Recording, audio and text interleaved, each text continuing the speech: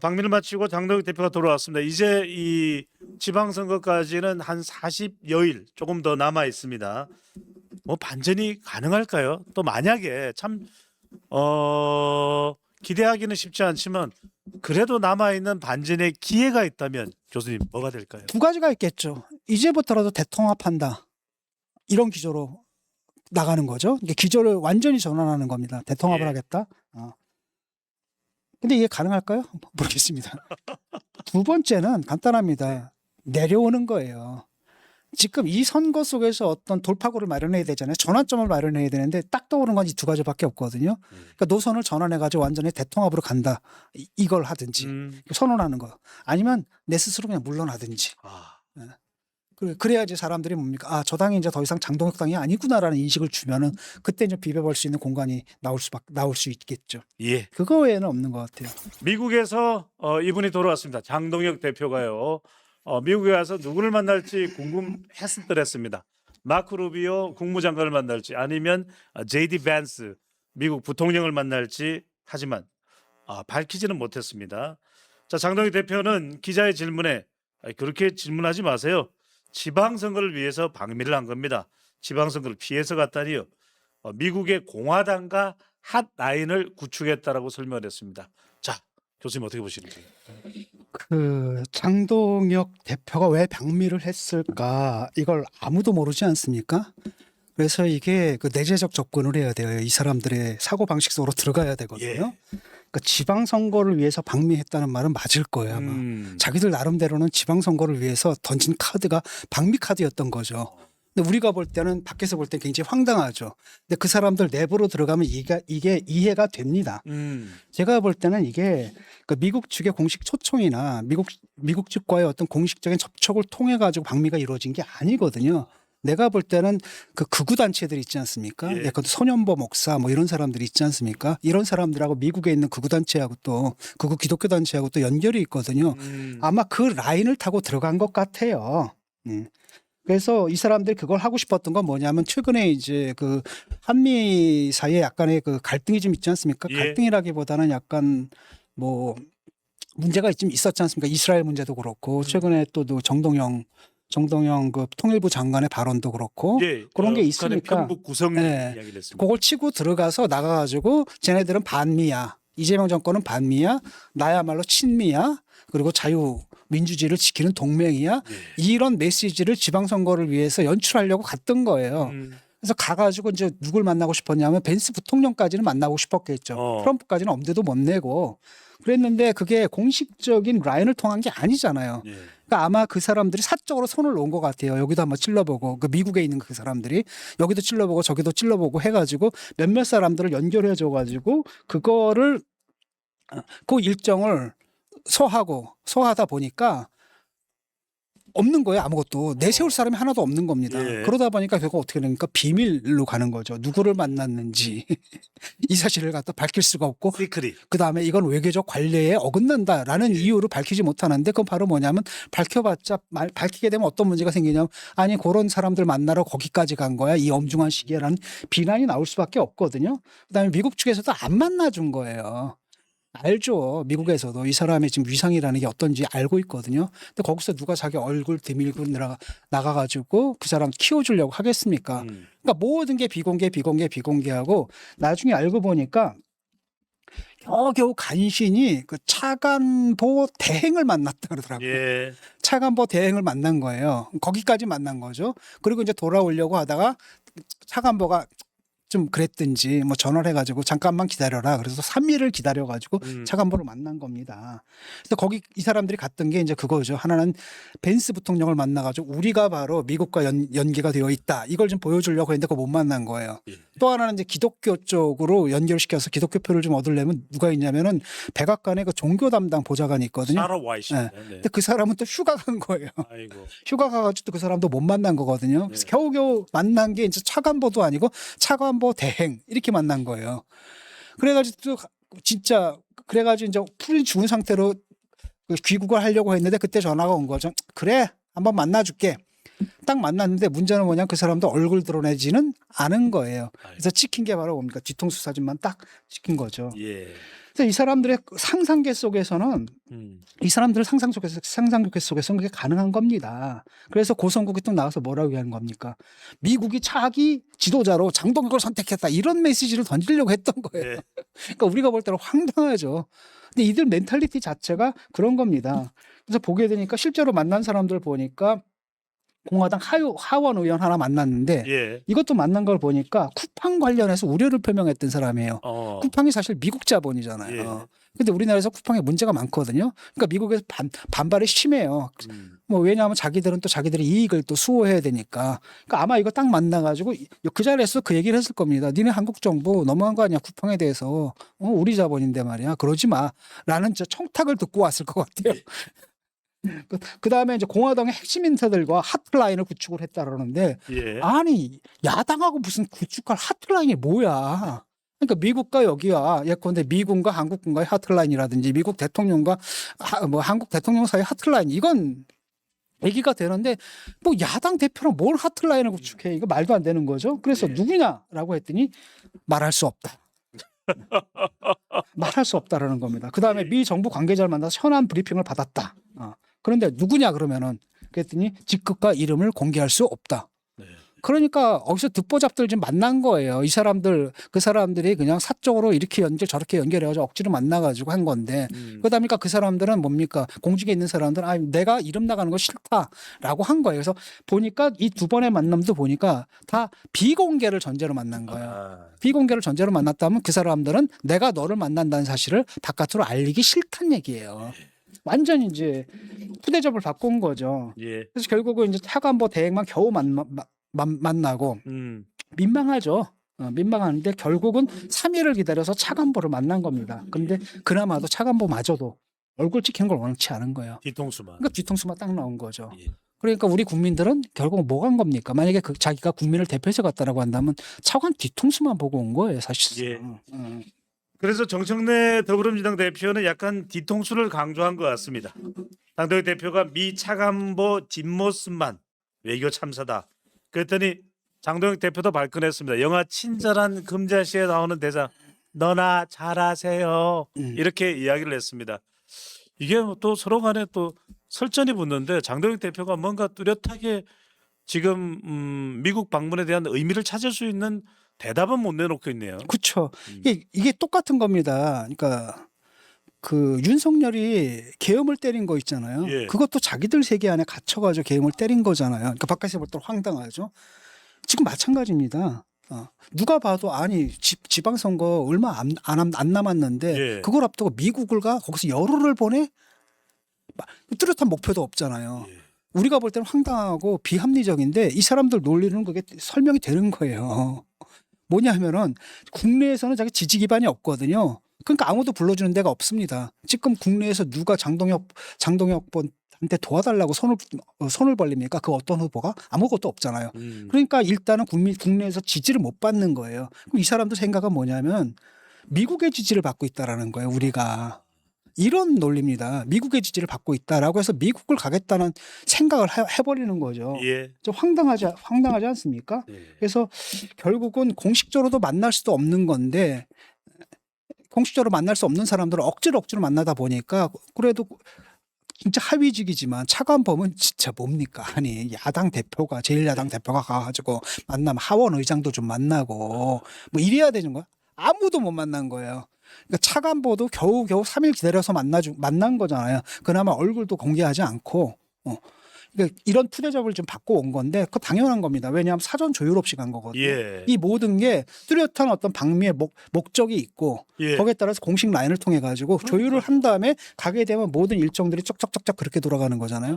근데 그게 아니라 없이 이 구구파들의 세계 속에서 이 구구단체 두 개가 한국과 미국의 극우 기독교 단체의 연결을 통해 가지고 거길 가다 보니까 아무것도 안 이루어진 거고 예. 이 사람들은 이제 뭐라고 생각하는 거냐면 극우단체 멘탈리티는 이런 거예요. 지금 국내에서 지지를 못 받잖아요. 그러면 이거 어떻게 하냐? 미국의 지지가 필요한 거고 실제로 이 사람들 어떻게 생각하냐면 미국이 받잖냐? 마두로 잡는 거 받지. 미국은 이재명을 싫어한다. 그러니까 미국이 결국은 이재명도 마두로처럼 잡아갈 거다. 이런 생각인 거예요. 예. 그러니까 그렇기 때문에 대충 그런 맥락 속에서 너도 가서 미국하고 손을 잡아라 이렇게 떠민 거죠. 그러니까 강성 지지층들이 막 그렇게 가니까 분위기가 또 그렇게 형성되니까 이 말도 안 되는 방미를 갖다 했던 거죠. 네. 근데 결국은 뭐예요? 가서 현실의 차가운 벽에 부딪히는 거죠. 판타지를 갖고 갔는데 딱 미국 가면 현실이거든요. 아, 그 현실의 차가운 벽에 부딪혀가지고 아무런 성과 없이 지금 돌아봐서 푸대접 받고 돌아온 거고 딱 남은 성과는 뭡니까? 사진 한 장 남은 거죠. 백악관에서 막 이렇게 하고 찍었잖아요. 예. 근데 가만히 보면 그 사진도 늘린 것 같아요. 왜냐면 김문수, 그 누구죠? 김민수. 그 예. 구두굽 봤어요? 아, 구두굽이 이만해 하이힐이에요. 아니, 그러니까 두 가지 미국 가능성이 의회 있는데 건물 앞에 찍은 그 사진 백악관일 겁니다. 백악관일 겁니다. 의회일 텐데. 의회인가? 네. 의회 건물인가? 거기서 예. 둘이서 이러고 찍었잖아요. 예예. 근데 그거 딱 보면 똥축 뛰면서 찍은 사진 아, 말씀하시는 거죠? 이렇게 뭐 V하면서 찍었잖아요. 근데 가만히 예. 보니까 좀 다리를 좀 늘려놓은 것 같기도 하고 내가 이제 의심하는 건 바로 뭐 구두굽이 이만큼 높거든요. 그러니까 실제로 진짜 하이힐을 신고 다니든지 아니면 이걸 늘리는 과정 속에서 이게 네. 그 원래 높은 굽을 씹는데 그게 또 늘리는 과정에서 더 늘어나가지고 하이힐처럼 보이는 건지 모르겠지만 그거 하나 달랑 남은 거죠. 자기들 기념사진 남은 겁니다. 미국 텍사스가 상당히 또 전통적인 이 카우보이 문화에서 힐이 높다고는 하는데 미국에도 보면은 이 미국 의회가 캐피털 힐에 위치를 하고 있습니다. 그 힐인지 뭔지는 모르겠고요. 그러다 보니까 일각에서는 미국의 지지를 받는다. 무슨 말인가? 11월 중간 선거에 나가는 것인가? 라는 이야기까지도 나오고 있습니다. 과연 어떻게 받아들일지요. 자, 이런 상황에서 오세훈 이 서울시장 국민의힘 후보는 장동혁 방미 지선에 어떤 도움이 됐나? 후보들의 짐이다. 국민의 힘이 아닌 국민의 짐을 의미한 것 같은데 오세훈 시장까지도 이렇게 이제 거리두기 기류가 좀 감지됩니다, 교수님. 그렇죠. 오세훈 시장 같은 경우는 지금 당의 지원을 기대할 수 없는 상태잖아요. 예. 당의 지원 나온다 그러면 지지율이 떨어지니까. 결국은 자기 혼자 개인 인기로 좀 돌파하는 상황이어야 되는 거거든요. 그런데 가만히만 있어도 괜찮을 텐데 그나마 예. 방미까지 한 거예요. 방미가 가지고 사진 딱 이렇게 남겼는데 그 사진도 어떤 경로냐면 공식 경로로 공개된 게 아니잖아요. 그러니까 아마도 내가 볼 때는 그런 걸 주선했던 그 팬클럽이라든지 아마 그게 있을 겁니다. 거기다 올린 거거든요. 이게 이제 나와버린 거예요. 당에서는 아무 사진도 받지 못했는데. 그러니까 비공식 라인으로 흘러나와 버린 거거든요. 그 다음에 가가지고 너 누구 만났느냐. 사진을 딱 냈는데 뭐예요. 뒤통수만 딱 나온 거야. 이러다 보니까 국민들이 볼 때 저 뭐 하는 놈들이야. 그러니까 오히려 지지율이 더 떨어지는 거거든요. 이렇게 되면 국민의힘에 대한 그 시선이 분노를 넘어가지고 이제 조롱으로 가버리는 거거든요. 그렇잖아요. 예. 이러니까 당장 선거를 뛰는 후보들은 이제 답답한 거죠. 이게 도대체 뭐 하냐. 나를 도와주는 건 그냥 가만히 있는 게 도와주는 건데 가만히 있지도 않아. 네. 그냥 저기까지 비행기 타고 가가지고 미국까지 가서 망신을 당하고 오네. 그러면서 당 지지율을 더 그나마 바닥을 치고 있는데 그 당 지지율을 갖다 더 아래로 끌어내리네. 그러니까 짜증이 났던 겁니다. 그리고 뭐 나경원 같은 사람도 원래 이제 장동혁이 또 나경원 누나 말만 듣는다라고 하잖아요. 예. 신장동혁계로 인식되던 나경원 의원인데 나경원도 지가 봐도 이거 말이 안 되잖아요. 말이 안 되니까 이거 왜 하는지 모르겠다라고 얘기를 하고 있고 친윤 세력들도 그러니까 친한 친윤 이걸 넘어가지고 당내 전반적인 분위기가 도대체 거길 왜 가냐. 그거예요. 그러니까 윤석열이 계엄했을 때 당내 사람들 이해를 못했잖아요. 그걸 왜 해 도대체. 그렇죠? 네. 지금 똑같은 상황이 벌어진 겁니다. 거길 왜 가? 이런 상황이 된 거죠. 최근에 장동혁 대표가 새로운 유튜브를 또 독자적으로 찍기 시작했는데 그게 장동혁 어디 간데 워싱턴 DC에 갔군요. 네. 자, 이러다 보니까 이른바 탈장동혁 바람이 불고 있습니다. 오세훈도 각자 도생하겠다. 박형준 부산시장 후보도 각자 도생하겠다.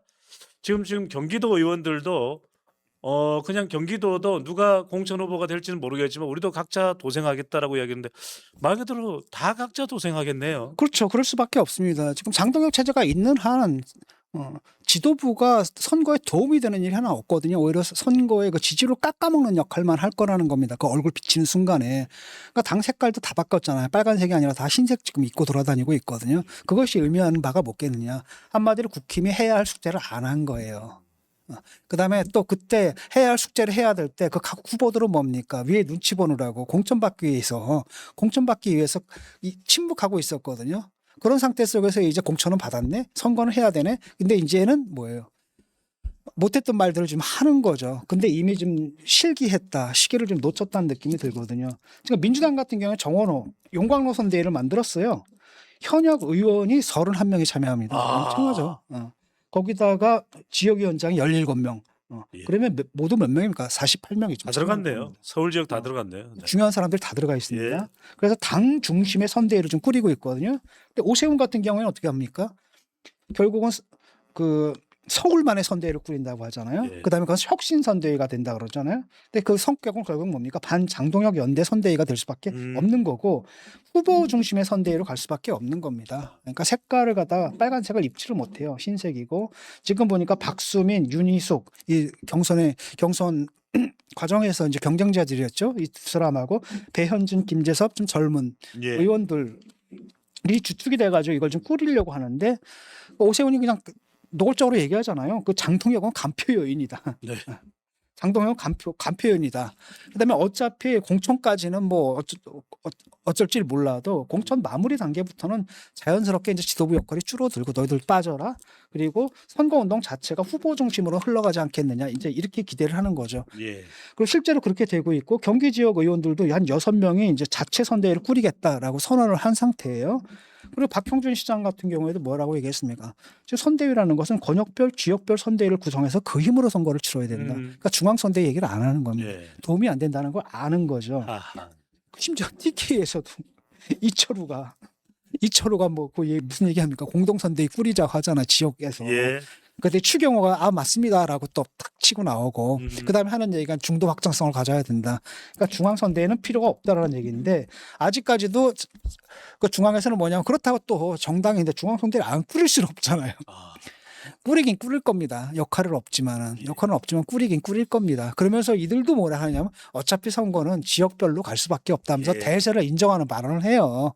그러니까 그쯤 되면 사실은 물러나야 되는 거 아니겠습니까? 예. 그러니까 선거에 도움이 되는 게 아니라 오히려 지도부가 선거에 방해가 된다면 선거에서 터닝 포인트를 마련하기 위해서라도 자기들이 거취를 결단해야 되는데 그것도 안 하는 거예요. 예. 이 사람들을 뭘 보는 거? 그러니까 어차피 지는 선거고 그 다음이죠.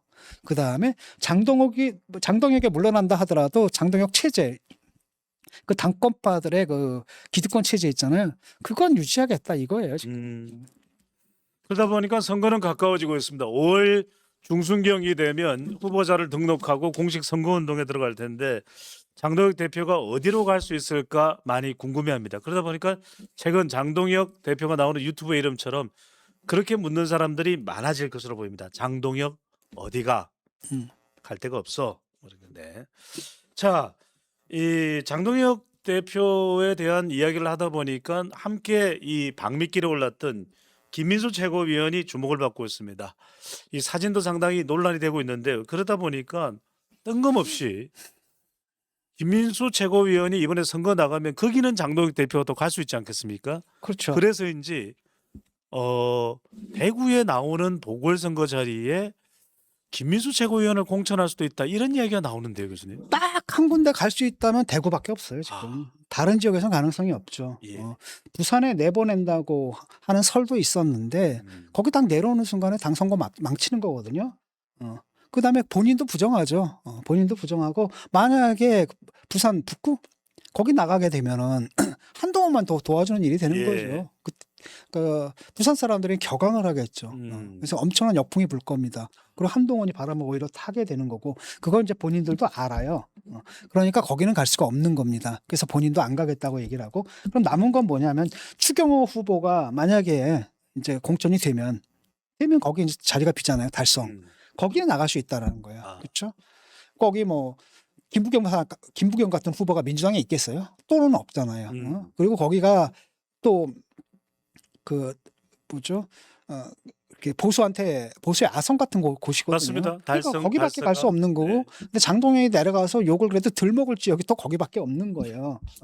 그런데 그 경우에 이제 어떤 문제가 발생하느냐 한번 생각해 봅시다. 추경호 자리를 갖다 누구한테 줘요? 김민수한테 준다. 그럼 이진숙은 아, 이런 문제가 발생하는 거예요.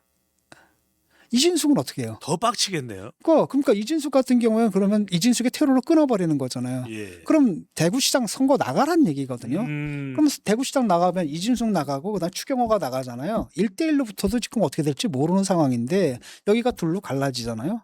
그렇게 되면 당연히 김부겸이 당선되는 거죠.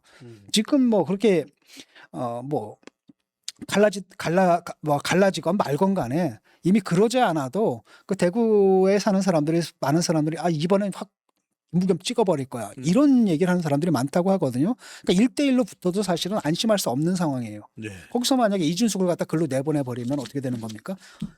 승파전이 되는 건 명확한 거잖아요. 그 상태 속에서는 김부겸 당선이 거의 100% 확실해지는 겁니다. 그러니까 아마 그거 가지고 고민을 좀 하겠죠. 그 다음에 또 한편으로는 뭐예요? 김문수를 딱 꽂잖아요. 그럼 대구 사람들이 화를 내겠죠. 그러면 그 분노한 표심이 어디로 가겠습니까? 예. 다 김부겸으로 가는 거죠. 김부겸을 향해 가는 수밖에 없고. 김문수도 아니고 김민수입니다. 네, 그러니까 뭐 만약에 그렇게 된다면 네. 김부겸은 만세 부르는 거죠. 왜? 일단은 저쪽 3파전이 완전히 그 확정되는 거잖아요. 거기다 김민수가 나와가지고 분위기까지 띄워주네. 그럼 그 열받은 사람들이 다 누굴 찍어줘요? 날 찍어주는 거지. 그러면 이거 선거 해보나 마나죠. 이런 상황인 겁니다. 그래서 지금 장동혁이 사실 근데 이분이 상식적으로 이래서는 안 되잖아요. 근데 이분이 지금 하는 행태를 보세요. 그 자기만의 그 세계에 갇혀가지고 좀 누가 봐도 말도 안 되는 행태를 하거든요. 그러니까 사실상 민주당의 가장 큰 선대위원장이 바로 장동혁입니다. 장동혁 선거운동 다 해주고 있잖아요. 예. 그러니까 민주당은 선대위 꾸릴 필요도 없어요. 장동혁 혼자서 다 돌아다니면서 모든 사고 치면서 모든 그 선거 구도를 다 만들어주고 있거든요. 예. 요번에도 근데 또 몰라요. 그렇게 해줄지도. 그러면 이제 이른바 장땡선이 되나요? 장동혁 대표에게 땡큐하는 선거가 되나요? 그렇죠. 장동혁한테 땡큐 하는 거죠. 그러니까 이런 선대위원장이 또 있었습니까? 그러니까 국힘에서 하는 것은 결국은 뭐예요? 누구랑 싸우는 겁니까? 유일하게 한동훈하고 싸우는 것만 열심히 해요. 그런데 민주당하고 싸울 때는 전혀 아무런 능력도 발휘하지 못하고 오히려 그걸 통해 가지고 민주당에 도움되는 일만 골라서 해가지고 예. 지금 이런 구도를 만들어 버린 거죠. 그런 장동혁이기 때문에 또 우리가 볼 때 비합리적인 선택 이게 그 사람한테는 합리적인 선택으로 여겨질 수도 있습니다. 하하. 김민수 또 공천 줄지도 몰라요.